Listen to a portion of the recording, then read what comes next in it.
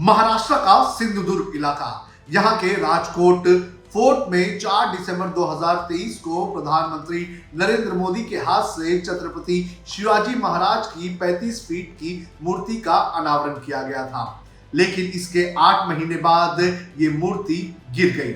अब इसको लेकर लगातार राजनीति हो रही है। विपक्षी दल एक बार फिर से महाराष्ट्र में भ्रष्टाचार और खोखले कामों का मुद्दा उठाने का काम कर रहा है। आज इस खबर में हम आपको बताएंगे कि आखिर ये मूर्ति कितने रुपए में बनाई गई थी, किसको कॉन्ट्रैक्ट दिया गया था और जिनके ऊपर इस मूर्ति को बनाने की जिम्मेदारी थी उनके ऊपर अब क्या कार्रवाई की गई है। नमस्कार, आप देख रहे हैं लोकमत हिंदी और मेरा नाम है सोनू कनौजिया। छत्रपति शिवाजी महाराज को भारत में नौसेना का जनक भी माना जाता है। नेवल वॉरफेयर में छत्रपति शिवाजी महाराज की सेना का एक अलग ही शौर्य था और इसी शौर्य की गाथा को आगे बढ़ाने के लिए सिंधुदुर्ग के राजकोट फोर्ट में 4 दिसंबर 2023 को छत्रपति शिवाजी महाराज की 35 फीट की मूर्ति का अनावरण किया गया था। लेकिन इसके 8 महीने बाद 26 अगस्त 2024 को ये मूर्ति गिर गई और जैसे ही इसका वीडियो सामने आया तो शिव प्रेमियों में गुस्सा दौड़ने लगा और वो अब सरकार के खिलाफ मोर्चा खोलने का काम कर रहे हैं। इस मुद्दे को विपक्ष भी महाराष्ट्र में जमकर उठा रहा है। विपक्ष का कहना है कि ये एक भ्रष्टाचार का जीता जागता नमूना है और अब भ्रष्टाचारी जो है वो महापुरुषों को भी छोड़ने का काम नहीं कर रहे हैं। इस खबर में आगे बढ़ने से पहले हमें यह जानना जरूरी है कि आखिर इस मूर्ति को बनाने के लिए कितना खर्चा हुआ और किसे कॉन्ट्रैक्ट दिया गया।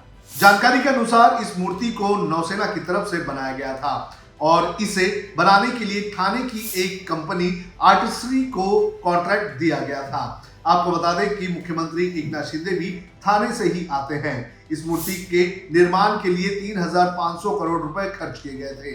1 नवंबर 2018 को महाराष्ट्र कैबिनेट ने प्रोजेक्ट को एडमिनिस्ट्रेटिव अप्रूवल दिया था और 3,700.84 करोड़ रुपए के खर्च को मंजूरी भी दे दी गई थी, जिसमें साइट का सर्वेक्षण और जांच के लिए पुलिस की सुरक्षा का भी मामला शामिल था। अब क्या हुआ है इस पूरे मामले में एक्शन, ये भी आपको बता देते हैं। छत्रपति शिवाजी महाराज की प्रतिमा ढहने के मामले में 2 लोगों के खिलाफ एफआईआर दर्ज की गई है। शिकायत में ठेकेदार और आर्टिस्ट्री कंपनी के मालिक जयदीप आप्टे और स्ट्रक्चरल कंसल्टेंट डॉक्टर चेतन पाटिल पर लापरवाही और काम की खराब गुणवत्ता के साथ साथ प्रतिमा के आसपास के लोगों को संभावित रूप से नुकसान पहुंचाने का आरोप लगा है।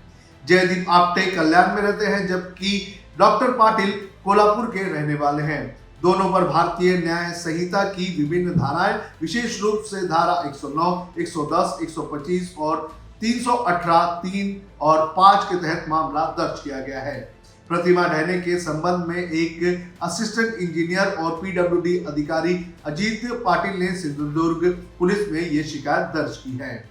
अब इस पूरे मामले में नौसेना भी अपनी एक टीम भेजने जा रही है जो इस पूरे मामले की जांच करेगी। भारतीय नौसेना ने छत्रपति शिवाजी महाराज की प्रतिमा को हुए नुकसान के बारे में गहरी चिंता जाहिर की है। राज्य सरकार और संबंधित विशेषज्ञों के साथ मिलकर नौसेना ने इस घटना की वजह का पता लगाने और जल्द से जल्द प्रतिमा की मरम्मत कर पुनर्स्थापन करने को लेकर जरूरी उपाय करने के लिए एक टीम भेजी है।